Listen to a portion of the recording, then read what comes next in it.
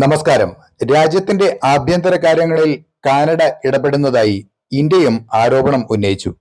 കഴിഞ്ഞ മാസം കാനഡയിലെ ഫെഡറൽ കമ്മീഷൻ ഓഫ് എൻക്വയറി അവിടെ ഇന്ത്യയുടെ ഇടപെടൽ ആരോപിച്ചിരുന്നു.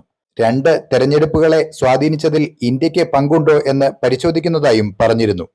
ഇതിന് മറുപടിയായാണ് പുതിയ ആരോപണവുമായി ഇന്ത്യ രംഗത്ത് വന്നത്. ഇന്ത്യ അപകടകരമായ ഇടപെടൽ നടത്തുന്നതായി കാനഡ ആരോപിച്ചിരുന്നു. എന്നാൽ ഇതിനെ സാധൂകരിക്കുന്ന തെളിവുകൾ ഒന്നും തന്നെ പുറത്തുവിടാൻ അവർക്ക് കഴിഞ്ഞിട്ടില്ല. നിലവിൽ കാനഡയിലെ പ്രധാനമന്ത്രിയായ ജസ്റ്റിൻ ട്രൂഡോയുടെ തകർന്ന പ്രതിച്ഛായയെ മാറ്റിയെടുക്കാനുള്ള നീക്കമായി പല വിദഗ്ധരും ഇന്ത്യക്കെതിരായ നിരന്തരമായ ആരോപണങ്ങളെ കണക്കാക്കുന്നുണ്ട്. ഇന്ത്യയുടെ ആഭ്യന്തര കാര്യങ്ങളിൽ ഇടപെടുന്നത് കാനഡയാണെന്ന് ഇന്ത്യൻ വിദേശകാര്യ മന്ത്രാലയ വക്താവ് രൺധീർ ജയ്സ്വാളാണ് വ്യക്തമാക്കിയത്.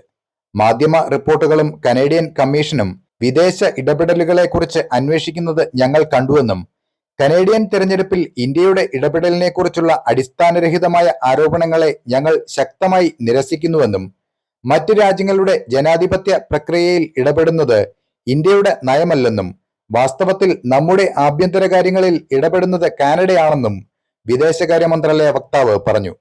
ഞങ്ങൾ ഈ പ്രശ്നം അവരുമായി പതിവായി ഉന്നയിക്കുന്നുണ്ടെന്നും ഞങ്ങളുടെ പ്രധാന ആശങ്കകൾ പരിഹരിക്കുന്നതിന് ഫലപ്രദമായ നടപടികൾ കൈക്കൊള്ളാൻ ഞങ്ങൾ കാനഡയോട് ആവശ്യപ്പെടുന്നത് തുടരുകയാണ് എന്നും അദ്ദേഹം കൂട്ടിച്ചേർത്തു.